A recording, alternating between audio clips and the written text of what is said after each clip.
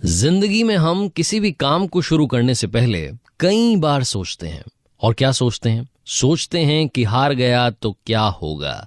ये जो सोच है इसको कैसे बदला जाए, आज इसी पर सुनाता हूं एक छोटी सी कहानी।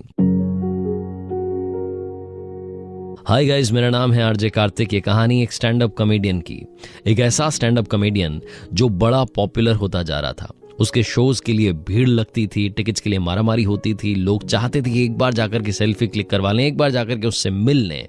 धीरे धीरे धीरे उसकी पॉपुलैरिटी बढ़ती चली जा रही थी। कई सारी मैगजीन्स उसका इंटरव्यू करना चाहती थी। एक बार एक मैगजीन को उसने अपॉइंटमेंट दी, रिपोर्टर आया और आकर के सवाल जवाब करने लगा। जैसा कि होता है हर इंटरव्यू में, सामने वाले को मालूम नहीं होता कि उससे क्या क्या पूछा जा सकता है। वैसे ही एक बाउंसर इस मैगजीन के रिपोर्टर ने स्टैंड अप कॉमेडियन की तरफ दे मारा। उसने बोला कि सर एक बात बताइए, आप ऐसा कौन सा रिकॉर्ड है जिसे तोड़ना चाहते हैं? अब इस स्टैंड अप कॉमेडियन के पास में कोई जवाब नहीं था, इसने कुछ सोचा भी नहीं था। तो इसने कहा कि भाई ऐसा कुछ तो मैंने सोचा नहीं है। तो रिपोर्टर ने कहा कि सर कुछ तो बताइए, मतलब कुछ तो हमें लिखना होगा, कुछ तो हमें बताना होगा। फिर इस स्टैंड अप कॉमेडियन ने काफी सोचा और बोला कि एक रिकॉर्ड है जिसे मैं तोड़ना चाहता हूं, 1 मिनट में सबसे ज्यादा वर्ड्स बोलने का। रिपोर्टर ने फटाफट से वो जवाब लिख दिया, मैगजीन छप गई, इंटरव्यू आ गया, काफी लोगों ने पढ़ा, न्यूज चैनल्स ने उसको देखा। तो उनको लगा, न्यूज चैनल वालों को, कि ये तो बहुत बड़ा मुद्दा हो सकता है। न्यूज चैनल ने डिबेट चला दी कि क्या कोई बंदा 1 मिनट में सबसे ज्यादा वर्ड्स बोल सकता है। इस बात पर पोल होने लगा, सोशल मीडिया पर ट्रेंडिंग होने लगा। इस स्टैंड अप कॉमेडियन के लिए बहुत बड़ी आफत आ गई। ये सब देख रहा था, इसको लग रहा था कि क्या ड्रामा चालू हो गया है। तभी इसके पास में एक न्यूज चैनल से कॉल आता है और वहां से कॉल पर कहा जाता है कि सर आज शाम 8 बजे आपको खुला चैलेंज दिया गया है, हमारे शो में आइए और 1 मिनट में सबसे ज्यादा वर्ड्स बोलकर दिखाइए। इसको लग रहा था कि ये क्या मुसीबत आ गई है, क्या किया जाए। ओपन चैलेंज चल रहा है, जाना तो पड़ेगा। रात 8 बजे से पहले 7:30 के लगभग इसके घर के बाहर न्यूज चैनल की गाड़ी आ गई इसको लेने के लिए। गाड़ी में बैठा, धक धक कर रहा था इसका दिल, इसे समझ नहीं आ रहा था कि होगा क्या। ये यही सोच रहा था कि हार गया तो क्या होगा, हार गया तो क्या होगा, हार गया तो क्या होगा। न्यूज चैनल के ऑफिस के बाहर पहुंचा, गाड़ी से बाहर निकला और सोचने लगा कि हार गया तो क्या होगा। जैसे जैसे इसके कदम अंदर की तरफ बढ़ रहे थे, ये अपनी सोच को धीरे धीरे बदल रहा था। फिर इसने सोचा कि हार गया तो क्या होगा, क्या हो जाएगा? ज्यादा से ज्यादा ये होगा कि लोग कहेंगे कि फालतू की बातें करता है। इसने जबरदस्ती इतनी बड़ी फेंक दी कि मैं 1 मिनट में सबसे ज्यादा वर्ड्स बोलने का रिकॉर्ड तोड़ दूंगा। क्या होगा, लोग मेरे बारे में थोड़े टाइम के लिए बुरा कह देंगे। इससे ज्यादा बुरा कुछ नहीं हो सकता। ये बंदा स्टैंड अप कॉमेडियन स्टूडियो में पहुंचा, शो शुरू होने वाला था, 8 बजने वाली थी। इसने एक बार फिर से सोचा और अब की बार सोचा कि अगर जीत गया तो क्या होगा।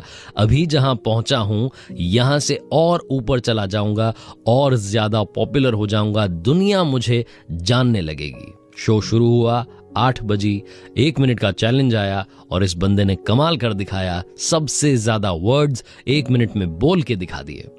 उसके बाद इसे खुद पर यकीन हुआ कि जीत गया तो क्या होगा, यही सोचना जरूरी है। ये छोटी सी कहानी हम सबको बहुत बड़ी बात बताती है। जिंदगी में बदलनी है तो अपनी सोच बदलिए। कई बार हम यही सोचते रह जाते हैं कि हार गया तो क्या होगा, और वो जो सोच रहे होते हैं धीरे धीरे धीरे धीरे हम पर इतना हावी हो जाता है कि हमारे आसपास वही होने लगता है जो नेगेटिव हम सोच रहे थे। लाइफ में पॉजिटिव सोचना शुरू कीजिए। जीत गया तो क्या होगा, जब ये फीलिंग आपके अंदर आएगी तो ऐसी कोई मंजिल नहीं जो आप पा नहीं सकते। आरजे कार्तिक बस यही कहेगा, कर दिखाओ कुछ ऐसा कि दुनिया करना चाहे आपके जैसा। किसी ने बड़े कमाल की बात कही है कि मांगना ही छोड़ दिया हमने वक्त से, क्या पता उसके पास इनकार का भी वक्त ना हो। हाय गाइस, मेरा नाम है आरजे कार्तिक। एक छोटी सी कहानी। ये कहानी एक किसान परिवार में पैदा हुए एक लड़के की, जिसके मम्मी पापा चाहते थे कि वो बड़ा होकर के किसान बने, खेती करे, लेकिन वो चाहता था कुछ और। उसने एक दिन अपने मम्मी पापा को बताया कि मैं बड़ा होकर के सैनिक बनना चाहता हूँ, तो मुझे उसके लिए आप ट्रेनिंग करवाइए, मुझे उसके लिए भेजिए। उसके पापा ने कहा कि ठीक है, मैं आपको मना नहीं करूंगा, आप जाइए, जाकर के तलवारबाजी सीखिए, तब जाकर के आप सैनिक बन पाएंगे, योद्धा बन पाएंगे। लड़के ने अगले ही दिन से जाकर के ट्रेनिंग करना शुरू किया। जब वो शुरुआत में वहां पहुंचा, क्लासेस लेने लगा, तो उसे समझ में आ गया कि तलवारबाजी उसके लिए बनी ही नहीं। 2-3 दिन के अंदर वो हिम्मत हार गया। उसे लगा कि अब क्या किया जाए। वो मन में सपना तो था वॉरियर बनने का, योद्धा बनना है, सैनिक बनना है, लेकिन क्या करें। फिर उसे लगा कि क्यों ना बैकडोर एंट्री करते हैं। पीछे के रास्ते से जाते हैं। अब पीछे का रास्ता क्या था? उस सेना का जो सेनापति था वो इनके परिवार में किसी रिश्तेदार का दोस्त था। अब इसने सोचा कि क्यों ना उस रिश्तेदार तक पहुंचा जाए। अपनी मम्मी से जाकर के इसने अर्जी लगाई कि माँ प्लीज मुझे वहां तक जाने दीजिए, उनसे कहिए कि वो मेरी मुलाकात करवा दें सेनापति से। रिश्तेदार के घर पहुंचा, वहां से सेनापति से मिला। सेनापति को जाकर के कहा कि बस मुझे सेना में ले लीजिए। सेनापति ने कहा कि बेटा आपके अंदर वो टैलेंट नहीं है, आपको तलवारबाजी आती नहीं है, आप तलवार ढंग से चला नहीं पाते, आपका सेना में क्या काम रहेगा। लेकिन फिर भी क्योंकि आपके रिश्तेदार मेरे दोस्त हैं तो दोस्ती की खातिर मैं आपको सेना में ले लेता हूं। आप रिजर्व्ड फोर्स में रहेंगे, आपका काम नहीं होगा, आप बस आराम कीजिएगा, बहुत कम आप लोगों की जरूरत पड़ेगी, मुश्किल है कि आपकी कभी जरूरत भी पड़े। लड़का खुश हो गया कि चलो भाई सैनिक की वर्दी मिल जाएगी, काम भी नहीं करना है, युद्ध में भी नहीं जाना है, आराम करेंगे, आराम से रहेंगे, रिजर्व फोर्स के साथ रहेंगे, बहुत मुश्किल से कभी मौका मिलेगा युद्ध में जाने का, वो तब की तब देखेंगे। रिजर्व फोर्स में शामिल हो गया। साल पर साल बीतते गए। एक बार उस राज्य पर बहुत बड़ा हमला हुआ। अब सारी फोर्सेस, जितनी सेनाएं थी, सबको युद्ध के मैदान में उतरना था। ये लड़का भी मैदान में उतरा, तलवार चलानी आ नहीं रही थी, इसके चक्कर में बहुत बड़ी मुश्किल हो गई और शाम में इसे सेनापति के सामने पेश किया गया। सारे सैनिक इसको बुरी बुरी सुनाने लगे। सेनापति ने कहा कि ये तो बड़ा ही एम्बैरेसिंग मोमेंट है, क्या किया जाए, मैंने तो खुद इसे भर्ती किया। तो उसने उस लड़के को डांटते हुए कहा कि अब तुम सेना में नहीं रहोगे, अब तुम जाकर के महल की पहरेदारी करोगे, तुम आज से पहरेदार हो। लड़के को फिर से एक नया काम मिल गया, अब उसे पहरेदार बनना था। अब वो सोच रहा था कि ये तो बड़ा अच्छा हुआ, सेनापति से मैंने अर्जी लगाई थी तो सैनिक बना था, रिजर्व फोर्स में था, काश मेरी बात एक बार यहाँ के राजा से हो जाए, फिर तो कमाल ही हो जाएगा। साल पर साल बीतते गए, महल के सामने खड़ा हुआ पहरेदारी करता रहा, लेकिन कभी भी राजा से मुलाकात नहीं हो पाई। बूढ़ा हो चला था, सर्दी की शाम थी, पतली सी वर्दी पहन करके पहरेदारी कर रहा था। पता नहीं कहां से किस्मत चमकी, उस दिन राजा साहब वहां से निकले। उनके साथ में ज्यादा सैनिक नहीं थे तो उनकी भी नजर पड़ गई। एक पहरेदार ठिठुर रहा है, वृद्ध सा, बूढ़ा सा। राजा उसके पास आया और आकर के बोला कि आपको ठंड नहीं लग रही? तो उस पहरेदार ने कहा कि मुझे बड़ी ठंड लग रही है, लेकिन क्या करूं साहब, सालों से इसी वर्दी में सर्दी बिताता आ रहा हूं। राजा ने वादा कर दिया कि आप चिंता मत कीजिए, अभी मैं अंदर जाता हूं, वहां से आपके लिए एक अच्छा सा कंबल भिजवाता हूं। राजा साहब अंदर गए, व्यस्त हो गए, इस बात को भूल गए। सुबह सुबह सैनिकों ने जाकर के बताया कि राजा साहब आपने जिस पहरेदार को वादा किया था कंबल पहुंचाने का, उसकी रात में ठिठुरने की वजह से, सर्दी में ठिठुरने की वजह से मौत हो गई है। राजा दौड़ा चला आया, आकर के देखता है पहरेदार की लाश पड़ी हुई थी और लाश के पास में मिट्टी पर उंगली से कुछ लिखा हुआ था। वहां लिखा हुआ था कि राजा साहब, मैं सालों से सर्दी में रात बिताते चला आ रहा था, लेकिन कल रात में आपने कंबल का वादा किया और उस वादे के चक्कर में मुझे ज्यादा ठंड लगने लगी। मुझे लगा कि कंबल आएगा और उसी वादे के चक्कर में, उसी वादे के सहारे में रात बिताता रहा। मैं कमजोर पड़ता गया और अब मेरी जान जा रही है। छोटी सी कहानी बहुत बड़ी बात सिखाती है। सहारे इंसान को खोखला कर देते हैं। सहारे लेना बंद कीजिए, खुद की ताकत को आजमाना शुरू कीजिए, तभी आप कमाल कर पाएंगे। आरजे कार्तिक बार बार कहता है, फिर से कहूंगा, कर दिखाओ कुछ ऐसा कि दुनिया करना चाहे आपके जैसा। लाइफ में कभी ना कभी एक बार तो आपको भी लगा होगा, अगर अभी नहीं लगा तो पहले लगा होगा। हो सकता है अभी भी आप सोचते हो कि जिंदगी में कोई ना कोई ऐसा है जिसकी वजह से मेरी ग्रोथ रुकी हुई है, कोई मेरे आसपास ऐसा है जिसने मेरा रास्ता रोक रखा है। हाय गाइस, मेरा नाम है आरजे कार्तिक। अगर आपको लगता है कि आपका रास्ता किसी ने रोक रखा है तो ये कहानी सिर्फ और सिर्फ आपके लिए है। एक बार एक प्राइवेट कंपनी के दरवाजे के बाहर नोटिस बोर्ड पर एक लेटर चिपका। सुबह सुबह जब एम्प्लॉइज पहुंचे तो देख करके शॉक्ड रह गए। उस लेटर पर लिखा था कि आज उनकी डेथ हो गई है जिनकी वजह से आपका रास्ता रुका हुआ था, जिन्होंने आपकी ग्रोथ रोकी हुई थी, आज वो हमें छोड़कर चले गए हैं। ऑफिस के कॉन्फ्रेंस हॉल में अंतिम संस्कार की क्रिया शुरू होगी। फ्यूनरल के लिए ले जाएं उससे पहले आप अंतिम दर्शन कर सकते हैं, वहां डेड बॉडी रखी हुई है। ऐसा करके पूरा उस पर लिखा हुआ था। जैसे जैसे एम्प्लॉय सुबह आ रहे थे, पढ़ रहे थे, शॉक्ड हो रहे थे। पहली बात तो उन्हें दुख हो रहा था कि उनमें से कोई एक चला गया, कौन चला गया पता नहीं चल रहा था। दूसरी बात, वो ये जानने के लिए उत्सुक थे, एक्साइटेड थे कि कौन है जिसने हमारा रास्ता रोक रखा था, जो यहां से चला गया, हमें छोड़ करके चला गया। सारे एम्प्लॉयज ने ये चेक करने की कोशिश की कि जल्द से जल्द मालूम चल जाए, लेकिन ऑफिस में तैयारी कुछ इस तरीके से की गई थी कि एक बार जो कॉन्फ्रेंस हॉल में जा रहा था, जब वो बाहर निकल रहा था तो दूसरे किसी व्यक्ति के संपर्क में आ नहीं पा रहा था। लाइन बड़ी लंबी लग चुकी थी, सिक्योरिटी बुलानी पड़ गई, धीरे धीरे एक एक करके लोग जाने लगे। जब वो अंदर जा रहे थे और जब बाहर निकल रहे थे तो उनके चेहरे पर उदासी थी, गमगीन थे। ऐसा लग रहा था कि उन्हें कोई बहुत बड़ा झटका लगा है। उसी ऑफिस में एक बंदा ऐसा था जो दिन भर इस बात से परेशान रहता था कि मेरा काम फलाना की वजह से नहीं हो पाता, उसकी वजह से नहीं हो पाता, इसकी वजह से नहीं हो पाता। वो बड़ा खुश हो रहा था, उसे लग रहा था कि चलो यार फाइनली कोई तो गया जिसने मेरा रास्ता रोक रखा था। उसकी बारी आई, वो कॉन्फ्रेंस हॉल में गया, अंदर जाकर के देखता है कि एक कॉफिन रखा हुआ था। वो गया, जाकर के कॉफिन को उठाया, जैसे ही उसने ढक्कन खोला वो शॉक्ड रह गया। वहां अंदर कोई भी बॉडी नहीं थी। उस कॉफिन में मिरर लगा हुआ था और उस मिरर के पास में एक कागज चिपका हुआ था। उस लेटर पर लिखा था कि जिंदगी में आप ही हैं जिसने आपका रास्ता रोक रखा है, आपने खुद की ग्रोथ को रोका हुआ है, आपको अपनी उन कमजोरियों को पहचानने की जरूरत है। ये पढ़ने के बाद वो व्यक्ति शर्म से लाल हो गया। उसे उस दिन समझ में आया कि वो दिन भर जो कमियां निकालता रहता था, आखिर में कमी तो उसी में थी। छोटी सी कहानी बहुत बड़ी बात सिखाती है। जिंदगी में कमी हर किसी के अंदर है, उस कमी को ढूंढना शुरू कीजिए। ना कि आप दिन भर ये कहते रहें कि हमारे ऑफिस में माहौल सही नहीं है, मैं पढ़ाई नहीं कर पाता क्योंकि घर का माहौल ठीक नहीं है, घर में शोर मचता रहता है। ऑफिस का माहौल ठीक तब होगा जब आप अंदर से ठीक होंगे, अपने आप को तैयार करेंगे। जिंदगी में इंसान हमेशा अंदर की कमजोरियों से हारता है, इसलिए खुद को तैयार कीजिए और आसपास के माहौल को दोष देना बंद कीजिए, क्योंकि वो आप ही हैं जिसने अपना रास्ता रोक रखा है। आरजे कार्तिक बस यही कहेगा, कर दिखाओ कुछ ऐसा कि दुनिया करना चाहे आपके जैसा। किसी ने बड़े कमाल की बात कही है कि यूं ही नहीं होती जिंदगी में तब्दीलियां, रोशन होने के लिए मोम को भी पिघलना पड़ता है। हाय गाइस, मेरा नाम है आरजे कार्तिक। एक छोटी सी कहानी। ये कहानी है राजा विक्रम की। राजा विक्रम को अपने राज्य में उत्तराधिकारी का चुनाव करना था। बड़ा आसान होता अगर उनके बच्चे कम होते, लेकिन उनके 100 बच्चे थे। अब 100 बच्चों में से किसी एक को चुनना बड़ा ही मुश्किल टास्क था। रानी को भी सभी बच्चों से बराबर प्यार था, राजा को भी सभी बच्चों से बराबर प्यार था। रानी ने एक बार सुझाव दिया कि क्यों ना हम राज्य के टुकड़े कर दें, सब बच्चों में बराबर हिस्सा बांट दें। राजा ने कहा कि ये तरीका अच्छा नहीं होगा, हम प्रजा को अपने अपने हाल पर नहीं छोड़ सकते, हमें किसी एक को राजा चुनना होगा, किसी एक को राजा बनाना होगा। और तुम चिंता मत करो, मैं कुछ न कुछ ऐसा करूंगा कि इन सब में से जो सर्वश्रेष्ठ है वो सामने निकल करके आ जाएगा। रानी ने कहा ठीक है, फिर आपकी मर्जी, आपको जो करना है आप कीजिए। राजा ने ऐलान करवा दिया कि अब राज्य का उत्तराधिकारी चुनने का समय आ गया है। सभी राजकुमारों के लिए एक भोज रखा जाएगा और उसके बाद में उत्तराधिकारी का चुनाव कर लिया जाएगा। अब प्रजा चक्कर में पड़ गई कि कोई प्रतियोगिता तो रखी नहीं है, सिर्फ भोज रख दिया है। अब खाना खाने से कैसे पता चलेगा कि कौन सा राजकुमार अच्छा है? लेकिन राजा ने शायद कुछ और सोच रखा था। वो शाम आई, जब भोज का समय था। सारे राजकुमार तैयार होकर के प्रांगण में आ गए।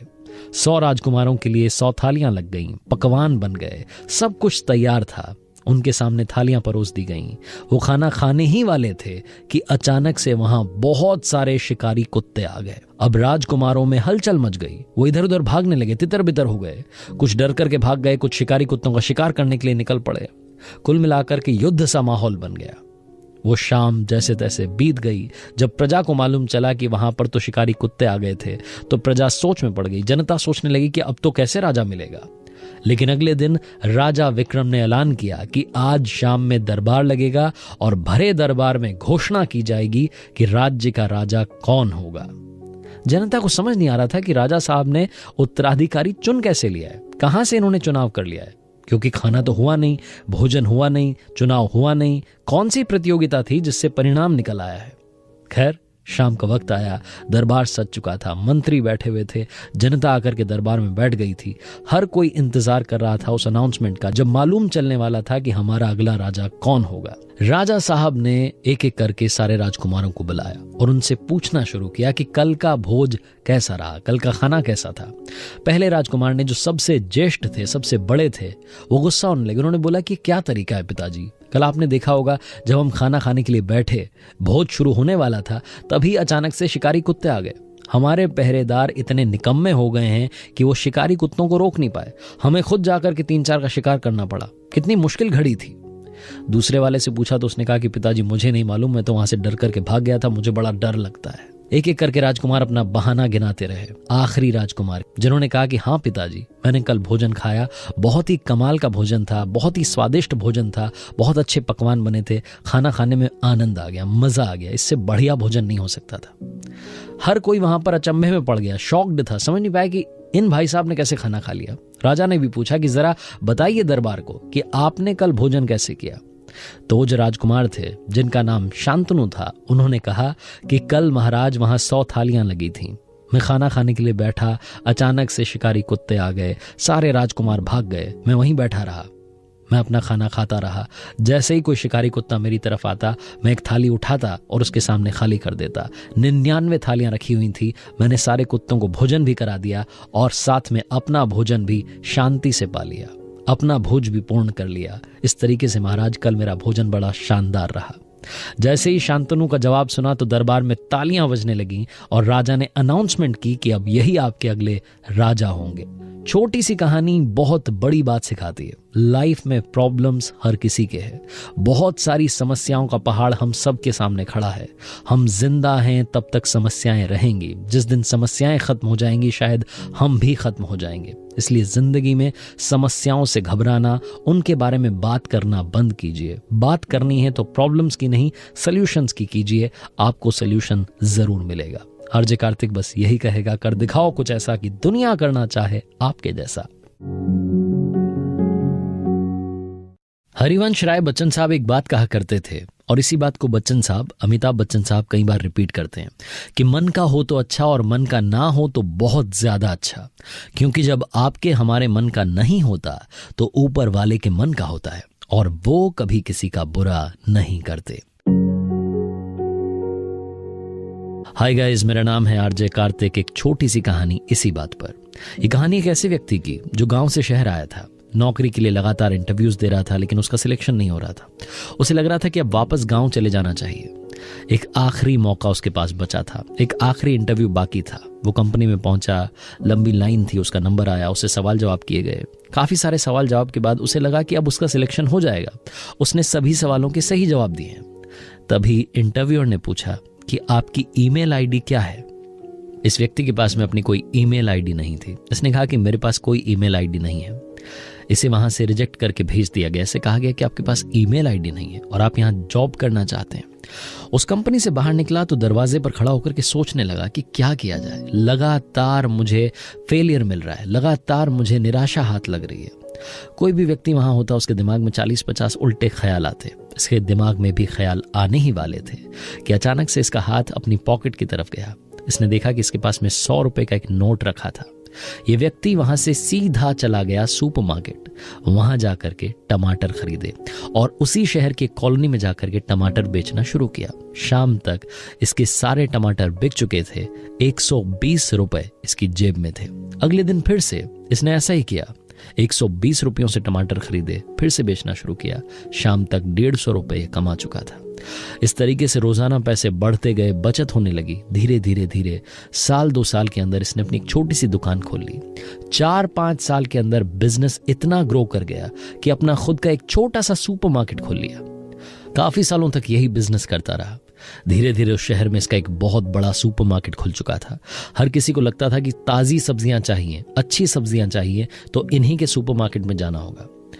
एक दिन ही बैठा हुआ था, इसको ख्याल आया कि क्यों ना इतने बड़े बिजनेस का इंश्योरेंस करवाया जाए। इतना बड़ा बिजनेस खुल चुका है, इसका इंश्योरेंस करवाना बहुत ज़रूरी है। इसने एक इंश्योरेंस एजेंट को कॉल किया और कहा कि आप आइए, मुझे अपने बिजनेस का इंश्योरेंस करवाना है। वो एजेंट वहाँ पहुँचा। वहाँ पहुँच करके सारी जानकारी लेने लगा, फॉर्म फिलअप करने लगा और आखिरी में पूछता है कि सर आपकी ईमेल आईडी क्या है। तो ये जो बिजनेसमैन था, जो कि इतना बड़ा व्यापारी बन चुका था, सब्जियों का इतना बड़ा सुपरमार्केट था, इसने कहा कि मेरे भाई मेरी कोई ईमेल आईडी नहीं है। अगर मेरी ईमेल आईडी होती तो आज तुम यहां बैठ करके मेरे सुपरमार्केट का इंश्योरेंस नहीं कर रहे होते। इंश्योरेंस एजेंट को ये बात समझ में नहीं आई क्योंकि उसे पुरानी कहानी मालूम नहीं थी, लेकिन आपको समझ में आई होगी। कई बार हमारे मन का नहीं होता है। जब आपके मन का ना हो तो इंतजार कीजिए, ऊपर वाले के मन का जरूर होगा। और कोशिश कीजिए, कई सारे रास्ते आपके आसपास खुले हैं, उनमें से सबसे अच्छा रास्ता चुनिए और उस पर चल कर दिखाइए। कर दिखाओ कुछ ऐसा कि दुनिया करना चाहे आपके जैसा। किसी ने बड़े कमाल की बात कही है कि खुद को खुश रखने के तरीके ढूंढें, क्योंकि तकलीफें तो आपको ढूंढ ही रही हैं। हाय गाइस, मेरा नाम है आरजे कार्तिक। एक छोटी सी कहानी। ये कहानी एक बूढ़ी अम्मा की, जिनकी फैमिली में अब कोई नहीं बचा था। जिस फ्लैट में वो रहती थी उसकी ईएमआई चुकाना अभी भी बाकी था, लोन चल रहा था। फैमिली कंडीशंस खराब थी, इकोनॉमिक कंडीशंस खराब थी, और इस वजह से कुछ महीने ऐसे भी थे जिनमें उनके पास ईएमआई चुकाने के लिए पैसे नहीं थे। उस बिल्डिंग के ओनर ने नोटिस दे दिया कि आपको अब ये फ्लैट खाली करना होगा, क्योंकि हम ऐसे व्यक्ति को यहाँ नहीं रख सकते जिनके पास में पैसा भी नहीं है। उसने 2-3 बार नोटिस दिया और फाइनली सिक्योरिटी गार्ड्स को बुला लिया। उन अम्मा का सामान बाहर फेंकने की तैयारी हो रही थी। वो फूट फूट करके रो रही थी। उन्हें समझ नहीं आ रहा था कि क्या हो रहा है उनकी लाइफ में। तभी अचानक से उस सीन में एक ऐसे बंदे की एंट्री होती है जो कि सब कुछ पलट देता है। सूटेड बूटेड बंदा आता है और आकर के सिक्योरिटी गार्ड्स को पेपर दिखाता है। सिक्योरिटी गार्ड्स वहां से चले जाते हैं। अम्मा पूछती हैं कि आप कौन हैं और कहां से ऊपर वाला बनकर मेरी लाइफ में आए हैं। तो वो बंदा बताता है कि माँ, आप शायद भूल गईं, लेकिन मैं आपको कभी नहीं भूल सकता। ये फ्लैट मैंने अपने नाम किया है और उसके बाद फिर से आपके नाम कर दिया है, क्योंकि आप आज से 30 साल पहले मेरी लाइफ में ऊपर वाला बनकर आई थी। आपको शायद याद नहीं होगा, आप और आपके पति एक बार मार्केट में कुछ शॉपिंग करने के बाद में बाहर निकले थे एक मॉल से, और बाहर फुटपाथ पर मैं पड़ा हुआ था। गंदे कपड़े थे, भीख मांग रहा था। जैसे बाकी भिखारियों को डांट कर भगा दिया जाता है, झड़क दिया जाता है, वैसे ही आपके पति ने मुझे मना कर दिया था, कहा था दूर जाकर के बैठ जाओ। लेकिन आपका दिल पिघला और आपने मेरी मदद की। आपके पति तो थोड़ा आगे बढ़ गए, लेकिन आप वहीं रुकी रहीं। आपने अपने पर्स में से जितना कैश था निकाल करके मुझे दे दिया, और साथ में एक लॉकेट दिया और कहा कि इसे हमेशा पहनना, ये तुम्हारा लकी चार्म रहेगा। उस दिन मैं आपका सिर्फ शुक्रिया अदा कर सका, और मैंने जाते जाते आपका नाम पूछ लिया था। वो नाम मैं कभी नहीं भूल सकता। आप तो उस वक्त मेरी मदद करके चली गईं, लेकिन आपने जो पैसे मुझे दिए थे मैंने उनका सही इस्तेमाल किया। मैंने पढ़ाई करना शुरू किया, अपने आप की जिंदगी को संवारना शुरू किया। इन 30 सालों में काफ़ी कुछ मेरे साथ हुआ। मैंने बहुत सारी पढ़ाई की, बहुत सारी तैयारी की। धीरे धीरे मैं इस लायक बन गया कि अपना बिजनेस शुरू कर दिया। आज रियल एस्टेट सेक्टर में एक बहुत बड़ा बिजनेसमैन बन गया हूँ। कल मेरे ऑफिस में लैपटॉप पर एक फाइल खुली हुई थी जिसमें उन लोगों के नाम थे जिनके फ्लैट्स खाली करवाए जाने थे। अचानक से वो नाम मुझे दिखा जिसने मेरी जिंदगी बदल दी। आपके बारे में सारी डिटेल्स निकलवाई और यहाँ पहुंच गया। फटाफट से फ्लैट खरीदा और ये फ्लैट फिर से आपके नाम कर दिया। आपने मेरी जिंदगी संवारी थी। मैं नहीं चाहता कि अब इस उम्र में आपकी कोई जिंदगी बर्बाद करे। ये लॉकेट जो कि आपने मुझे उस वक्त दिया था, ये लकी चार्म वाला लॉकेट अब मैं आपको दे रहा हूं। आप हमेशा मुस्कुराएं मां, मेरी बस यही आपके लिए कामना है। छोटी सी कहानी बहुत बड़ी बात सिखाती है। जिंदगी में दुआएं कमाइए, क्योंकि पैसा तो हर कोई कमाता है। जब आप दुआएं कमाएंगे तो पैसा अपने आप बढ़ता चला जाएगा। आप खुद समझ नहीं पाएंगे, इतनी कृपा आपकी लाइफ में अचानक आने लगेगी। लाइफ में गुड विशेस का होना बहुत ज्यादा जरूरी है। और याद रखना, ज्ञान सबके पास है, बांटनी हो तो मुस्कान बांटिएगा। कर दिखाओ कुछ ऐसा कि दुनिया करना चाहे आपके जैसा। किसी ने बड़े कमाल की बात कही है कि काश जिंदगी में समस्याएं भी व्हाट्सएप स्टेटस की तरह होती, जो 24 घंटे में खुद ब खुद डिलीट हो जाती। हाय गाइस, मेरा नाम है आरजे कार्तिक। एक छोटी सी कहानी। ये कहानी गरीब परिवार में रह रहे बच्चे की, जिसकी फैमिली में खाने पीने के लाले थे, जिसके परिवार में बहुत कम पैसा था। एक दिन पिताजी ने इस बच्चे को बुलाया और कहा कि बेटा एक काम करना, ये पुरानी सी टी शर्ट है, इसको आज मार्केट में जाकर के बेच करके आना। क्या लगता है आपको कितने की होगी? उस बच्चे ने टी शर्ट को देखा और बोला कि $1 की होगी। तो पापा ने कहा बेटा आपको आज इसे $2 में बेच करके आना है। लड़के को समझ नहीं आया कि पापा ने कौन सा टास्क दिया। फिर उसे याद आया कि उसकी फैमिली कंडीशंस बहुत खराब थी, तो उसने सोचा कि फैमिली की मदद करने का इससे बढ़िया मौका नहीं मिलेगा। वो लड़का बाहर जा चुका था, आसपास ढूंढने लगा किसको बेचूं किसको बेचूं। फिर उसे लगा कि टी शर्ट तो वाकई में बहुत गंदी है, इसको $2 में तो कोई नहीं खरीदेगा। वो लड़का वापस घर में आया। घर में जो पुराने कपड़े रखे थे उसके नीचे उस टी शर्ट को रख दिया। उनके घर में आयरन तो थी नहीं, प्रेस करने का इससे बढ़िया तरीका नहीं था। वो टी शर्ट थोड़ी सी ठीक हो गई, उसकी सलवटें मिट गई। अब वो टी शर्ट को लेकर के स्टेशन पहुंच गया, वहां जाकर के बेचने की कोशिश करने लगा। शाम तक फाइनली वो टी शर्ट बिक गई, $2 में बेच दी। घर आया, पापा को आकर के $2 दिए। लड़के को लगा कि पापा खुश होंगे, लेकिन पापा ने कोई रिएक्शन नहीं दिया, पापा चुप रहे। अगले दिन पापा ने फिर से एक पुरानी टी शर्ट निकाली और इस लड़के से कहा कि बेटा आज आपको फिर से ये टी शर्ट बेचने के लिए जाना है, और आज $2 में नहीं बल्कि $20 में ये $1 वाली टी शर्ट बेच करके आनी है। आप ही ने बताया था कि $1 की है, अब $1 वाली टी शर्ट आप $20 में बेच करके आएंगे। लड़के को अब की बार तो कुछ समझ में नहीं आ रहा था, पूरा ब्लैंक था, उसे समझ नहीं आ रहा था क्या करना है। फाइनली उसने फिर से अपना दिमाग लगाया, तो उसको लगा कि एक काम करता हूँ। उसके घर में एक पुराना मिकी माउस का स्टिकर रखा था, उसने उस टी शर्ट पर उस मिकी माउस के स्टिकर को चिपका दिया। वो टी शर्ट अब मिकी माउस वाली बन गई थी। वो लड़का उस टी शर्ट को लेकर के गया और एक बड़े से स्कूल के सामने खड़ा हो गया, जहां पर अमीरों के बच्चे पढ़ा करते थे। स्कूल की छुट्टी हुई, सारे बच्चे बाहर निकले, उनके मम्मी पापा उन्हें लेने के लिए आए हुए थे। उनमें से एक बच्चे की नजर पड़ी इस टी शर्ट पर जिस पर मिकी माउस बना था। उस बच्चे ने अपने पापा से जिद की कि पापा मुझे वो टी शर्ट चाहिए। पापा ने देखा कि एक छोटा सा बच्चा टी शर्ट बेचने के लिए खड़ा हुआ है। वो आए, उन्होंने देखा कि टी शर्ट बड़ी अच्छी थी, मिकी माउस का स्टिकर था, बड़ी क्रिएटिविटी दिखाई गई थी, तो बड़े खुश हुए। उन्होंने $20 भी दिए और साथ में $5 की टिप दी कि बेटा ये आपके लिए। अब वो $1 की टी शर्ट ये लड़का $25 में बेच चुका था। इसे लग रहा था कि आज तो पापा बहुत ज्यादा खुश होंगे। ये पहुंचा घर पर, जाकर के पापा को बताया कि पापा $1 वाली टी शर्ट आज $25 में बेच दी है। पापा ने कोई रिएक्शन नहीं दिया, ना खुश हुए ना दुखी हुए, चुप रहे। अगले दिन फिर से उन्होंने एक पुरानी टी शर्ट निकाली, वही $1 वाली टी शर्ट, और बच्चे से कहा कि बेटा आज आपको इस टी शर्ट को $200 में बेच करके आना है, और मुझे पूरी उम्मीद है कि आप ये करके दिखाओगे। लड़के के पसीने छूट गए, उसे समझ नहीं आ रहा था कि पापा कौन सा टास्क दे रहे हैं। रोजाना मुझसे कह रहे हैं कि जाओ इतने में बेच करके आओ, इतने में बेच करके आओ। फिर उसे अपनी फैमिली कंडीशन से याद आई। उसे लगा कि हमारे परिवार में वाकई पैसे की जरूरत है, मुझे फैमिली की मदद करनी होगी। जब मैं $1 की टी शर्ट को 25 में बेच सकता हूँ तो 200 में भी बेच सकता हूँ। लड़का बाहर बाजार में निकला और आसपास देखने लगा। उसकी नजर पड़ी उनके शहर में एक बड़ी एक्ट्रेस आने वाली थी एक स्टोर के इनॉग्रेशन के लिए। लड़का वहीं पहुंच गया। वहां पहुंचा तो देखता है कि लंबी भीड़ लगी हुई थी।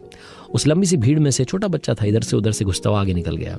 वहां एक्ट्रेस आई हुई थी, वो इनॉग्रेशन करने वाली थी। तब ये लड़का चिल्लाने लगा, मैम मैं आपका बहुत बड़ा फैन हूँ। तो एक्ट्रेस ने देखा कि एक छोटा सा बच्चा आवाज लगा रहा है, उनके बारे में अच्छी अच्छी बातें कर रहा है, कॉम्प्लीमेंट दे रहा है। तो उन्होंने उस बच्चे को आगे बुला लिया। उस बच्चे के पास में एक टी शर्ट थी। उसने कहा कि मैम क्या आपका ऑटोग्राफ इस पर मिलेगा। उस एक्ट्रेस ने उस पर अपने साइन कर दिए। उसके बाद वो लड़का वहां पर खड़ा होकर के टी शर्ट बेचने लगा कि बताइए आप में से किसको चाहिए। वो $200 का टारगेट लेकर के गया था। वो टी शर्ट उसने $250 में बेच दी। उस टी शर्ट के मुंह मांगे दाम उसे उस दिन मिल गए। वापस घर गया, पापा को कहा कि पापा आपने तो $200 की बात की थी, $250 में टी शर्ट बेच करके आ गया। ये लड़का और कोई नहीं बल्कि अमेरिका का मशहूर बास्केटबॉल प्लेयर माइकल जॉर्डन था। छोटी सी कहानी बहुत बड़ी बात सिखाती है। जिंदगी में समस्याएं चाहे कितनी भी बड़ी आ जाएं, आप हर समस्या का पार पा सकते हैं, आप हर समस्या से जीत सकते हैं। इसीलिए आपसे कहता हूं, कर दिखाओ कुछ ऐसा कि दुनिया करना चाहे आपके जैसा। किसी ने बड़े कमाल की बात कही है कि जिस दिन आपने अपनी सोच बड़ी कर ली, उस दिन बड़े बड़े लोगों के दिमाग में आप आना शुरू हो जाएंगे। आप खुद ब खुद एक बहुत बड़े आदमी बन जाएंगे। हाय गाइस, मेरा नाम है आरजे कार्तिक। एक छोटी सी कहानी। ये कहानी एक भिखारी की जो रेलवे स्टेशन के बाहर रहा करता था। स्टेशन से ट्रेन में बैठता, दूसरे स्टेशन उतरता, वहां से दूसरी ट्रेन में बैठता, फिर अपने स्टेशन उतरता, ट्रेन में भीख मांगने का काम करता था। एक दिन रोजाना की तरह भीख मांग रहा था, लोगों के सामने जाकर के गिड़गिड़ा रहा था, पैसे मांग रहा था। तभी इसने देखा कि उस कोच में एक सूटेड बूटेड बंदा बैठा हुआ था। इसे लगा कि ये अमीर आदमी है, इससे अगर भीख मिल गई तो कम नहीं मिलेगी, अच्छी खासी मिलेगी, फिर मुझे दूसरे कोच में जाकर के भीख मांगने की जरूरत नहीं पड़ेगी। उसके पास गया और जाकर के एक्टिंग करने लगा, भीख मांगने लगा, अपनी आवाज को बदल बदल करके अपना सारा दर्द निकालने लगा। लेकिन वो जो बंदा बैठा हुआ था, सूटेड बूटेड आदमी, उसने डांट दिया। उसने बोला कि आप ये मेरे सामने नाटक मत कीजिए, मैं आपको देख रहा था, आप चुपचाप वहां से चले आ रहे थे, यहाँ आकर के आप उदास हो गए, गिड़गिड़ाने लगे, ये हरकत मत कीजिए। आज मैं आपसे एक बात पूछना चाहता हूं, मैं आपको चलिए भीख दे भी दूंगा, आपके पास मुझे देने के लिए क्या है? भिखारी ने कहा कि ये क्या सवाल कर रहे हैं आप, मैं तो भिखारी हूं, मेरे पास आपको देने के लिए क्या हो सकता है, मेरी औकात क्या है कि मैं आपको बदले में कुछ दे दूं। तो जो सूटेड बूटेड बंदा था उसने कहा कि जब आप मुझे कुछ नहीं दे सकते तो मुझसे कुछ लेने की उम्मीद भी मत रखिए, आप चले जाइए, आपको मेरे पास से 1 रुपया नहीं मिलने वाला। ये व्यक्ति वहां से चला गया भिखारी, और सोचता रहा कि यार ये क्या बात बोल दी, ये क्या बात बोल दी कि तुम्हें भी मुझे कुछ देना होगा। भिखारी को समझ नहीं आया। जिस स्टेशन के बाहर रहता था उस स्टेशन पर उतरा और बाहर आकर के आसपास देखने लगा कि ऐसा क्या है, जब कोई मुझे भीख दे तो मैं उसे बदले में दे दूं। इसने नजर दौड़ाई तो इसे दिखाई दिए कुछ फूल। इसने देखा कि यहाँ पौधे लगे हैं, पौधों पर फूल आए हुए हैं, क्यों ना एक काम करता हूं, अब से जब भी कोई मुझे भीख देगा मैं उसे बदले में एक फूल दूंगा। उस दिन से उस व्यक्ति ने, उस भिखारी ने एक नई आदत डाल ली। जब भी वो भीख मांगता, अगर उसे भीख में पैसे मिलते तो वो सामने वाले को एक फूल देता। सामने वाले को बड़ा अच्छा लगता कि यार ये पहला भिखारी है जो भीख देने के बदले में कुछ ना कुछ दे रहा है। भिखारी को भी अच्छा लगने लगा कि चलो लोगों को मेरा काम पसंद आ रहा है, लोगों को मेरी सोच पसंद आ रही है। एक दिन फिर से वो ट्रेन में था, उस कोच में था जहां उसे अमीर, वो सूटेड बूटेड बंदा दिखाई दिया था। एक बार फिर से उस दिन वही व्यक्ति दिखाई दिया। उसके पास गया और जाकर के बोला कि भाई साहब, आज तो आपको भीख देनी ही पड़ेगी, आज तो आपको मुझे पैसे देने ही पड़ेंगे क्योंकि मेरे पास में आपको देने के लिए कुछ है। अब उस अमीर व्यक्ति ने, सूटेड बूटेड बंदे ने सोचा कि यार इसके पास में मुझे देने के लिए क्या हो सकता है। उसने भरोसा किया और उस व्यक्ति को भीख दे दी।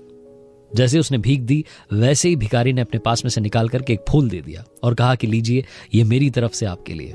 उस व्यक्ति को अच्छा लगा। उसने कहा कि अब एक बात और सुनो, एक बात का और ध्यान रखना। बात यह है कि अब तुम अपनी सोच को बड़ा करो। क्यों नहीं तुम व्यापारी बन जाते, क्यों नहीं तुम बड़े बिजनेसमैन बन सकते हो, तुम बड़ा काम कर सकते हो। अपनी सोच को बदलने के बारे में सोचना।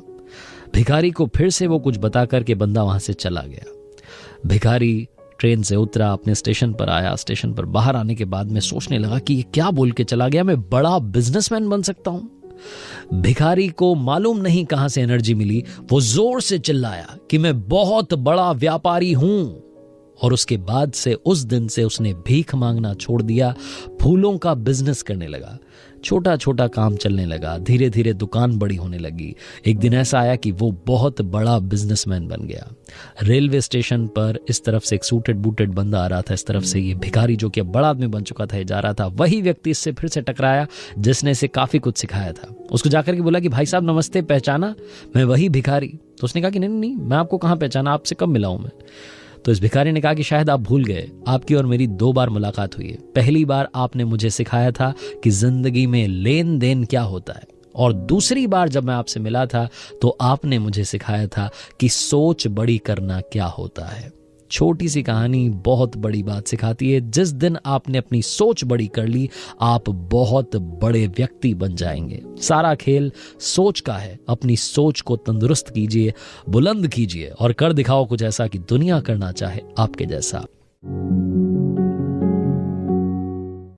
किसी ने बड़े कमाल की बात कही है कि वक्त की सबसे खूबसूरत बात यह है कि अच्छा चल रहा हो या बुरा चल रहा हो, वक्त बड़ी जल्दी कट जाता है। हाय गाइस, मेरा नाम है आरजे कार्तिक। आज सुनाता हूं आपको वक्त पर एक छोटी सी कहानी। ये कहानी है एक राजा की।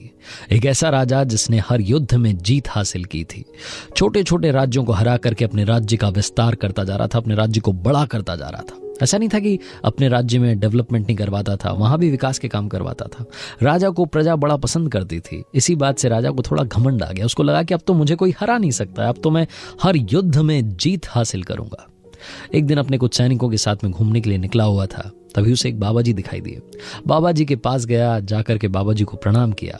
बाबा जी ने कहा कि बेटा, हम तुमसे खुश हैं, तुम्हें कुछ देना चाहते हैं। राजा ने कहा हाँ जी बताइए, आप क्या देना चाहते हैं।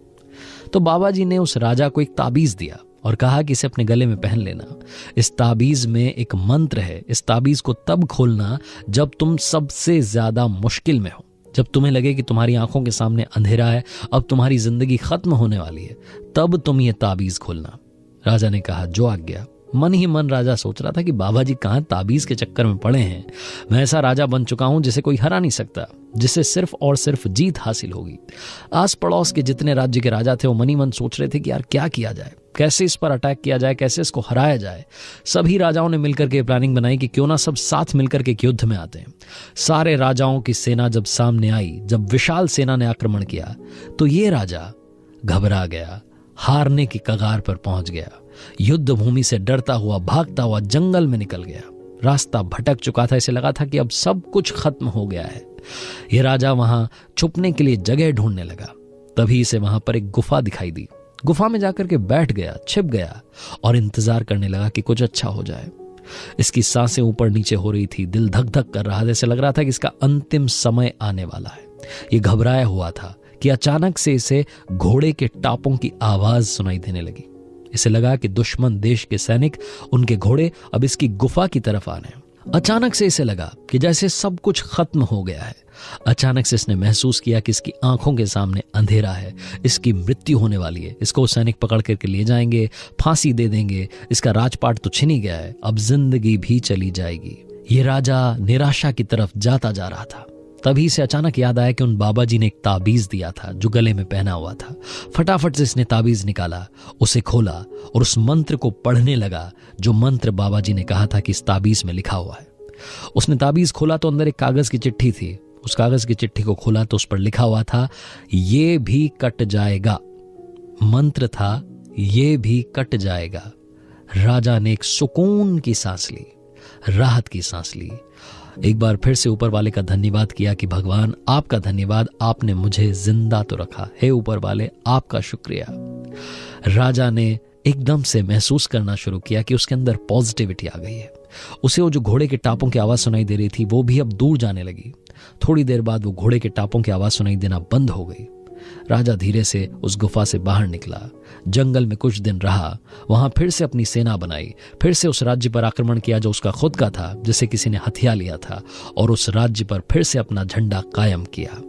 छोटी सी कहानी बहुत बड़ी बात सिखाती है। जिंदगी में घबराइएगा मत, क्योंकि अच्छा चल रहा हो या बुरा चल रहा हो, ये भी कट जाएगा। बड़े से बड़े संकट टल जाएंगे। अगर आप चैंपियन हैं, चैंपियन की तरह सोचते हैं, तो आप चैंपियन ही बने रहेंगे। आप अपनी सोच को बस बुलंद रखिए, और चैंपियन बनने का सिर्फ एक रास्ता है, हार्ड वर्क और उसके साथ स्मार्ट वर्क। आरजे कार्तिक फिर से कहेगा, कर दिखाओ कुछ ऐसा कि दुनिया करना चाहे आपके जैसा। किसी ने बड़े कमाल की बात कही है कि जिंदगी में जो भी होता है अच्छे के लिए होता है। हाय गाइस, मेरा नाम है आरजे कार्तिक। ये कहानी है अकबर और बीरबल की। आपने बड़े सारे उनके किस्से सुने होंगे, लेकिन ये वाला मजेदार है। एक बार बादशाह अकबर को लगा कि क्यों ना बेगम के लिए सेब काटा जाए, तो उन्होंने चाकू मंगवाया, एप्पल मंगवाया। अब उनको चाकू चलाने की आदत तो थी नहीं, कभी उन्होंने कोई सब्जी नहीं काटी थी, फल नहीं काटा था। वो जब सेब काट रहे थे, अचानक से उनके अंगूठे में चोट लग गई, खून निकलने लगा। तो बड़ी जोर से चिल्लाए और फटाफट से वैद्य को बुलाया गया, दवाइयां मंगवाई गईं। लेकिन इस सब के बीच में जब वो चिल्ला रहे थे, दर्द से कराह रहे थे, जब वो दर्द में थे, उनके ठीक पास में बीरबल खड़ा हुआ था, क्योंकि जहां अकबर होते थे वहां बीरबल होता था। तो बीरबल ने कहा कि जहां पना आप इतना क्यों दर्द में हैं?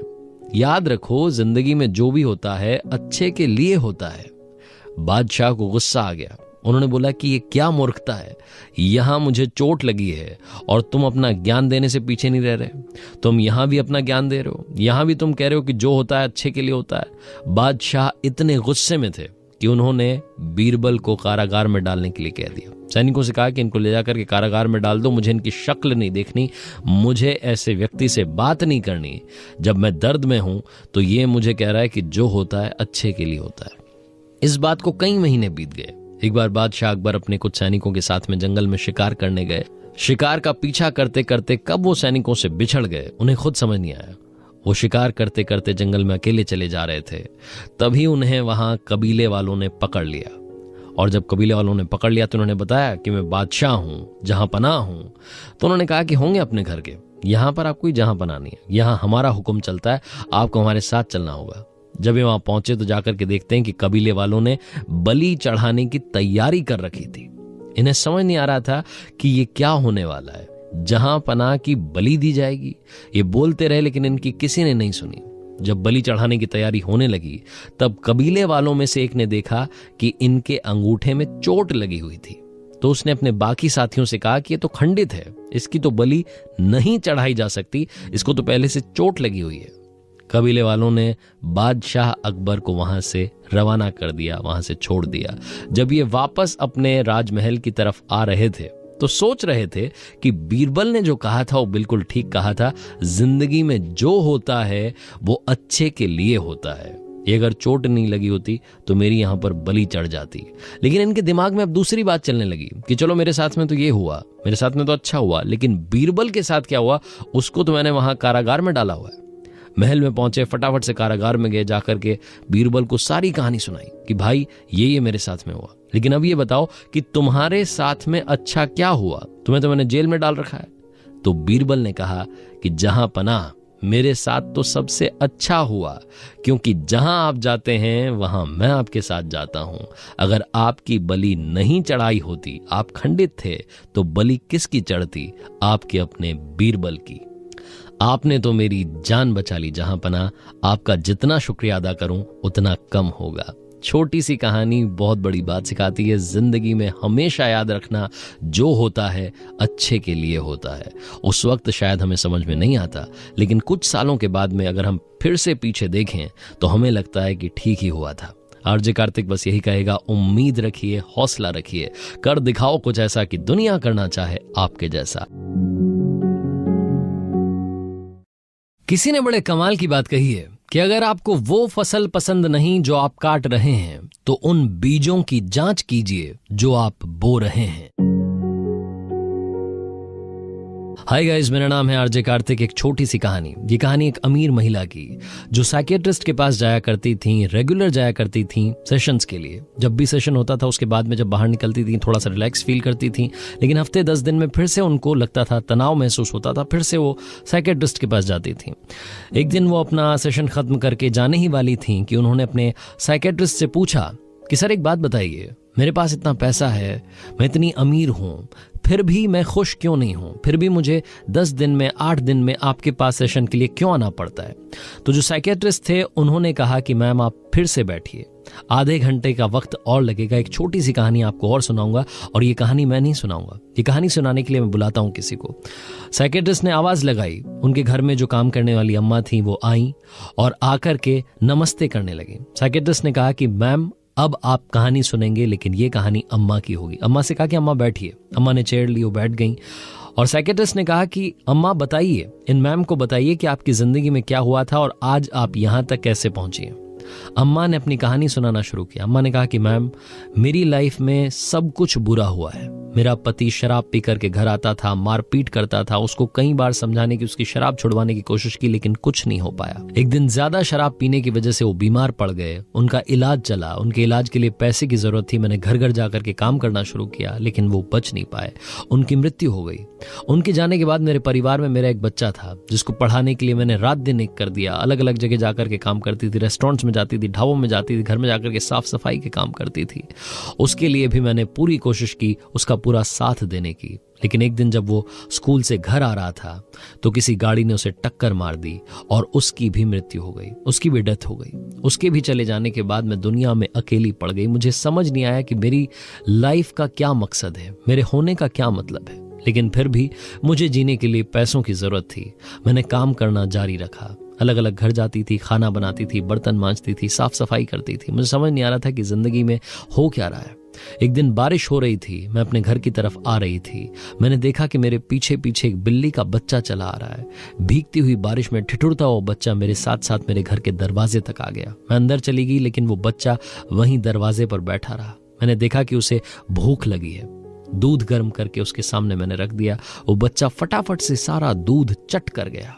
ये देख करके पता नहीं क्यों अचानक से मेरे चेहरे पर मुस्कान आ गई, और जैसे ही मेरे चेहरे पर मुस्कान आई मुझे याद आया कि मैं कई सालों में पहली बार हंसी थी। मुझे लगा कि एक बिल्ली के बच्चे की मदद करने पर मैं इतना मुस्कुरा सकती हूँ, इतना खुश हो सकती हूँ, तो अगर मैं इंसानों की मदद करना शुरू करूंगी तो मेरी जिंदगी का मतलब बदल जाएगा, मेरे होने का मतलब बदल जाएगा। उस दिन से मैंने लोगों की मदद करना शुरू किया। एक बार एक व्यक्ति बीमार था, उनके लिए दवाई लेकर के आ गई। एक बार एक भाई साहब बीमार थे, हॉस्पिटल में थे, उनके लिए खाना बना करके वहां तक पहुंचा दिया। छोटे छोटे जो डॉग्स होते हैं उनके लिए मैं बिस्किट का पैकेट खरीदती हूँ, उन तक पहुँचाती हूँ, उनकी मदद करती हूँ, उन भूखों को खाना खिलाती हूँ। कई बार मुझे ऐसे बच्चे मिलते हैं जिनको पढ़ाने के लिए पैसे की ज़रूरत होती है, मेरे पास जितना बन पाता है 100 रुपये 200 रुपये उन तक पहुँचाती हूँ, उनकी मदद करती हूँ। मुझे बड़ा अच्छा लगता है। और साहब के यहाँ जब से काम कर रही हूँ तब से तो मेरी तनख्वाह भी बढ़ गई है। साइकेट्रिस्ट ने जब ये पूरी कहानी अम्मा ने सुना ली, उसके बाद में उन अमीर महिला से कहा कि मैम शायद अब आप समझी होंगी जीने का मतलब क्या है, असली खुशी क्या है, रियल हैप्पीनेस क्या है। जिंदगी में सबसे बड़ी खुशी है जब आप किसी की मदद करेंगे और आपको जो सुकून मिलेगा, उससे बड़ी खुशी इस दुनिया में कभी भी आपको पैसे से भी नहीं मिल सकती। छोटी सी कहानी बहुत बड़ी बात सिखाती है। बांटनी है तो मुस्कान बांटिए, ज्ञान सभी के पास है। अपनों के प्यार के साथ, ऊपर वाले के आशीर्वाद के साथ, अपने हौसले के साथ कर दिखाओ कुछ ऐसा कि दुनिया करना चाहे आपके जैसा। किसी ने बड़े कमाल की बात कही है कि जरा संभल कर चलें, क्योंकि तारीफों के पुल के नीचे मतलब की नदी बहती है। हाय गाइस, मेरा नाम है आरजे कार्तिक। एक छोटी सी कहानी, ये कहानी एक राजा की, जिसके बारे में ये कहा जाता था कि उसके दरबार में जो भी जाता था वो खुश होकर के वापस आता था, उसकी बात सुनी जाती थी, समझी जाती थी। बाकी आसपास के राज्यों के राजा भी इस राजा से सीखने के लिए आते थे कि आप ऐसा क्या करते हैं, आपके पास में वो कौन सी शास्त्र विद्या है जो आप इस्तेमाल में लेते हैं और सब कुछ ठीक हो जाता है। दुखी से दुखी आदमी आपके पास आता है तो खुश होकर के जाता है। आसपास के राजाओं को लगता था कि इस बंदे की कभी ना कभी किसी ऐसे व्यक्ति से जरूर मुलाकात होगी जो दुखी था और दुखी ही रहेगा। और एक दिन ये बात सच हो गई। राजा अपने कुछ सैनिकों के साथ में भ्रमण पर निकला हुआ था। अपने राज्य में जो भी उससे मिल रहा था उसको कुछ न कुछ दे रहा था, शर्फी दे रहा था, उनकी मदद कर रहा था, पैसा दे रहा था। राजा एक बार फिर से अपना दरबार राज्य के बीचों बीच लगा चुका था। तभी राजा की नजर पड़ी एक भिखारी पर, एक दुखी इंसान पर। उसको लगा कि उसके राज्य में ये सबसे ज्यादा दुखी इंसान कौन है, ये छूट कैसे गया, इसका उद्धार कैसे नहीं हुआ। उसने सैनिकों को भेजा और कहा कि जाओ उस भिखारी को बुला करके लाओ। वो भिखारी आया और जैसे ही राजा के पास आया, राजा ने उससे उसका हाल पूछा और उसको एक सोने का सिक्का दे दिया। अब राजा के मन में चलने लगा कि जब मैंने इसे एक सोने का सिक्का दे ही दिया है तो इसकी जिंदगी में अब कुछ न कुछ तो बदल जाएगा। ये भिखारी अगर इस सोने के सिक्के का सही इस्तेमाल कर लेगा, कोई व्यापार शुरू कर देगा तो इसकी जिंदगी संवर जाएगी। राजा ने यही सोच करके उस सोने का सिक्का भिखारी को दे दिया। भिखारी बड़ा खुश हुआ, उसने जिंदगी में पहली बार सोने का सिक्का देखा था। भिखारी खुशी के मारे झूमता हुआ, नाचता हुआ जा रहा था। राजा ये सब देख रहा था। भिखारी फिर से जाकर के वहीं बैठ गया जहां बैठा हुआ था, नाली के पास। उस सिक्के को उछालने लगा और उस सिक्का गलती से नाली में गिर गया। अब वो भिखारी उस सिक्के को ढूंढने लगा। उसने पूरी कोशिश कर ली लेकिन वो सिक्का नहीं मिला। राजा ये सब देख रहा था और राजा को लग रहा था कि ये सबसे बुरा हुआ। उस भिखारी की मदद करने का मौका मुझे ऊपर वाले ने दिया था, मैंने उसकी मदद भी की, लेकिन उसकी गलती से सोने का सिक्का गुम हो गया। फिर राजा को लगा कि क्यों ना इसकी एक बार फिर से मदद की जाए। सैनिकों को भेजा और फिर से उसे बुलाया और भिखारी को एक और सोने का सिक्का दिया। भिखारी फिर से खुशी से नाचता हुआ, झूमता हुआ गया, खुश होकर के गया और वहां नाली के पास जाकर के बैठा और फिर से वो वाला सोने का सिक्का जो गिर गया था उसे ढूंढने लगा। राजा ये सब देख रहा था और सोच रहा था कि कितना गरीब इंसान मेरे राज्य में है जिसकी मैंने आज तक मदद नहीं की। आज मौका मिला है और देखिए उसकी हालत कि वो एक सिक्का अपने पास रख रहा है और दूसरे सिक्के को नाली में ढूंढ रहा है। शायद उसे 2 सिक्कों की जरूरत है। फिर से सैनिकों को भेजा, फिर से भिखारी को बुलाया, एक और सोने का सिक्का दिया। भिखारी फिर से खुश हुआ, खुशी से नाचता हुआ वहीं जाकर के बैठ गया और फिर से नाली में जो सिक्का सबसे पहले गिरा था उसे ढूंढने लग गया। राजा को समझ नहीं आ रहा था कि चल क्या रहा है, ये भिखारी कर क्या रहा है। एक बार फिर से सैनिकों को भेज करके उससे बुलाया और उससे कहा कि आप चाहते क्या हैं। मुझे लगा था कि आपको 2 सोने के सिक्कों की जरूरत है, मैंने आपको 3 सोने के सिक्के दिए, एक नाली में गिर गया, फिर भी आपके पास 2 बाकी हैं, आप इससे अपनी जिंदगी संवार सकते हैं। भिखारी ने कहा कि नहीं साहब, मुझे तो वही वाला सोने का सिक्का चाहिए जो नाली में गिर गया था। छोटी सी कहानी, आपकी और हमारी कहानी। मैं सबकी बात नहीं कर रहा, लेकिन हम में से कुछ लोग ऐसे हैं जिनको बहुत सारे सोने के सिक्के ऊपर वाले ने दिए हैं, लेकिन हम उसी सोने के सिक्के के चक्कर में पड़े हैं जो कि नाली में गिर गया था। हम अपने उसी पास्ट में उलझे हुए हैं, आज भी उन्हीं बातों को लेकर के बैठे हुए हैं जो हमारा कुछ नहीं बिगाड़ सकती, क्योंकि वो बातें होकर के खत्म हो चुकी हैं।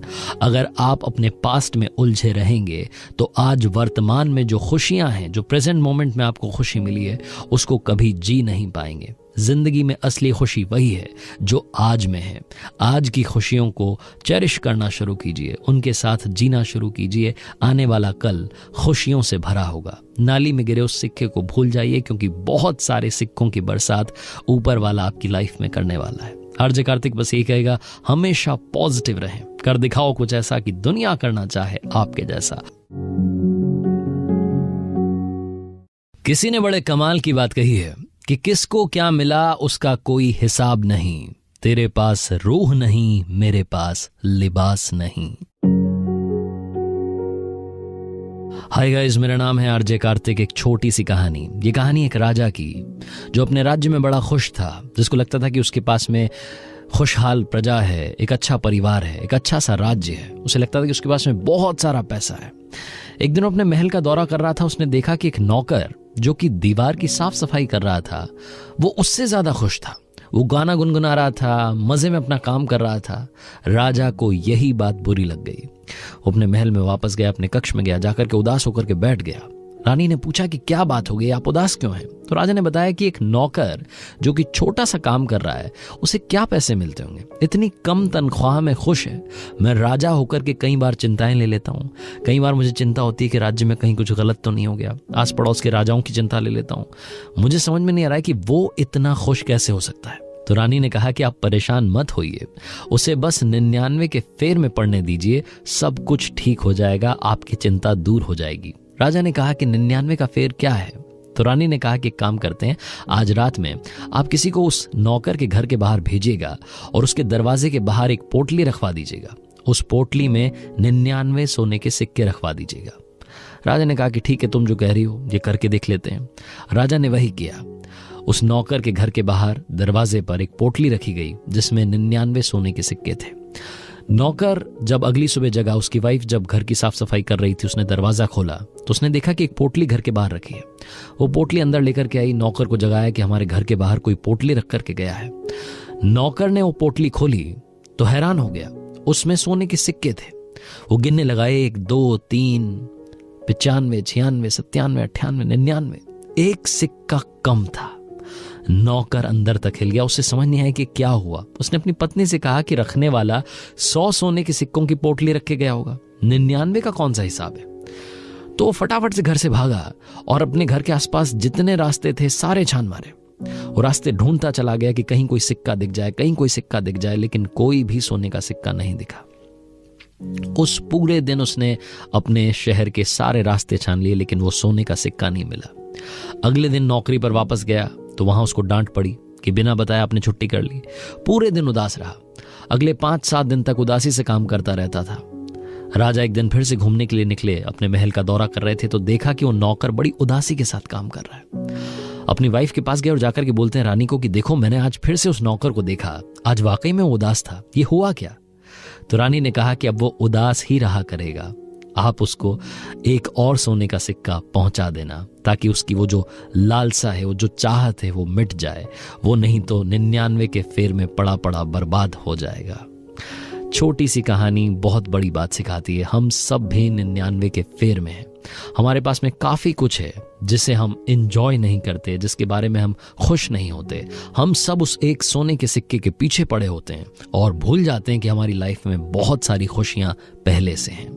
जो मिला है उसमें संतुष्ट होइए और आने वाले कल के लिए तैयारी कीजिए। सपने देखना बुरी बात नहीं है, सपने देखिए और उनके लिए मेहनत कीजिए, लेकिन जो आज में है, जो आज की खुशियां हैं, उन्हें भी जीना शुरू कीजिए। इसीलिए आरजे कार्तिक कहता है, आज में खुश रहें, कल की तैयारी करें और कर दिखाओ कुछ ऐसा कि दुनिया करना चाहे आपके जैसा। किसी ने बड़े कमाल की बात कही है कि बहुत गुरूर था छत को छत होने पर, एक मंजिल और बनी और छत फर्श हो गई। हाय गाइस, मेरा नाम है आरजे कार्तिक। ये कहानी है एक गरीब परिवार की जो गांव में रहा करता था, जिनके बच्चे के बड़े बड़े सपने थे। इस परिवार में जो बच्चा था वो बड़ा होकर के इंजीनियर बनना चाहता था। वो इंजीनियरिंग की पढ़ाई करना चाहता था, कोचिंग करना चाहता था, आईआईटी में जाकर के पढ़ना चाहता था। इस परिवार के पास में इतना पैसा नहीं था। उस बच्चे ने जिद की, मम्मी पापा से कहा कि पापा एक बार मौका दीजिए, मुझे शहर जाने दीजिए, वहां पर कोई भी पार्ट टाइम जॉब करूंगा, पैसे कमाऊंगा, उसी पैसे से अपनी फीस भर दूंगा, आप पर कोई लोड नहीं आएगा, बस मुझे मौका दीजिए। मम्मी पापा इसकी जिद के आगे हार गए, इसे शहर भेज दिया। यहाँ आकर के ये एक बास्केटबॉल कोर्ट में साफ सफाई का काम करने लगा। वहां से जो पैसे मिलते थे उससे फीस भरता था, आईआईटी की कोचिंग कर रहा था। पढ़ने लिखने में बहुत अच्छा लड़का। हर शाम में बास्केटबॉल कोर्ट में जाता, वहां जाकर के देखता कि अमीर परिवार के बच्चे आते थे, वो आकर के बास्केटबॉल खेलते थे। कई बार इसका मन होता था, सपने तो देखता ही था, इसका मन होता था कि बास्केटबॉल खेलूं। एक बार इसने वहां जो बच्चे खेल रहे थे उनसे कहा कि भैया अगर आप एक बार मौका दें तो मैं भी खेलना चाहूंगा। उन्होंने इसकी हंसी उड़ा दी और इसे डांट करके भगा दिया। एक दिन ये रोजाना की तरह वहां साफ सफाई करने के लिए पहुंचा हुआ था, पत्ते उठा रहा था, झाड़ू लगा रहा था। तभी इसने देखा कि वहां पर वो बच्चे तो खेल ही रहे थे, एक कन्या भी आकर के बैठी हुई थी, एक लड़की वहां पर आई हुई थी। जो लड़के खेल रहे थे उनमें से किसी की गर्लफ्रेंड थी। उन लड़कों ने देखा कि ये साफ सफाई वाला लड़का आज फिर से आया है। उन्होंने इसको बुलाया और उनमें से एक, जिसकी की वो गर्लफ्रेंड थी, उसने अपनी गर्लफ्रेंड को दिखाने के लिए टशन दिखाते हुए इस लड़के को डांटना शुरू किया कि ढंग से सफाई करो। और सुनो, एक काम करते हैं, तुम रोज कहते हैं ना बास्केटबॉल खेलनी है, आ जाओ तुम बास्केट करके दिखा दो। इस लड़के को समझ में नहीं आया कि क्या हो रहा है। मतलब जो रोज भगा देते हैं, खेलने नहीं देते, आज वो खुद खेलने के लिए बुला रहे हैं। ये लड़का कोर्ट में पहुंचा और इसने कहा कि ठीक है भैया, मैं कोशिश करके देखता हूँ। मैंने आज तक तो खेला नहीं, मुझे पता नहीं, बस आपको खेलते हुए देखता था, उसी से शायद कुछ बात बन जाए। इस लड़के ने बास्केट करने की कोशिश की, लेकिन बॉल कभी इधर जाती कभी उधर जाती, निशाने पर नहीं जा रही थी। वो सारे लड़के हंसी उड़ाने लगे। इस लड़के को समझ नहीं आ रहा था कि क्या हो रहा है, मेरा तो मजाक बन रहा है। ये फिर से उन बच्चों के पास गया, जाकर के बोला कि भैया एक मौका दीजिए, बस मुझे आधे घंटे का टाइम दीजिए, आप जो बोलेंगे, जहां से बोलेंगे वहां से बास्केट करके दिखाऊंगा। उन लड़कों को लगा कि अब तो चैलेंज दे रहा है, मतलब ये साफ सफाई करने वाला लड़का हमें चैलेंज दे रहा है। उन्होंने कहा ठीक है, तो आधा घंटा ले, उसके बाद में हम जहां से बोलेंगे वहां से बास्केट करके दिखाना। इस लड़के ने कहा कि ठीक है भैया। ये आधे घंटे के टाइम में फटाफट से उस बास्केटबॉल कोर्ट का जो ऑफिस था वहां पहुंचा, इंच टेप लेकर के आया। इसने जहां खड़ा था वहां से उस पोल की डिस्टेंस मेजर की, उसके बाद में जो पोल था जहां पर वो बास्केट लगी थी उसकी डिस्टेंस मेजर की। आईआईटी की पढ़ाई कर रहा था, फॉर्मूलाज लगाना शुरू किया। इसे समझ में आ गया कि कौन सा एंगल रखना है, कौन सा एंगल पर निशाना साधना है। उसके बाद में आधा घंटा खत्म हुआ, इसने उन बच्चों से जाकर के कहा कि अब बताइए कहां से बास्केट करनी है। और उसके बाद में तो जहां से बच्चे बोल रहे थे वहां से बास्केट कर रहा था। मतलब क्या हाफ कोर्ट, जहां से उन्होंने बोला वहां से इसने बास्केट करके दिखा दी। इसने अपना दिमाग लगाया, खुद को कमजोर नहीं समझा और उन अमीर बच्चों के सामने साबित कर दिया कि ताकत, काबिलियत हर किसी में होती है। छोटी सी कहानी बहुत बड़ी बात सिखाती है। जिंदगी में कभी भी खुद को कमजोर मत समझना। प्रैक्टिकल लाइफ में देखना, आपके पास में भी टैलेंट है, आपके पास में भी क्षमता है जिंदगी में आगे बढ़ने की। अगर आपको लगता है कि आप जिंदगी में थोड़ा सा पीछे चल रहे हैं, आपके सपने पूरे नहीं हो रहे हैं, तो एक बार अपने बारे में जानने की कोशिश कीजिएगा और समझिएगा कि आप किस में अच्छे हैं। जिस फील्ड में आप अच्छे हैं उसी में आगे बढ़ने की कोशिश कीजिएगा। आई एम श्योर आप कमाल कर जाएंगे। कर दिखाओ कुछ ऐसा कि दुनिया करना चाहे आपके जैसा।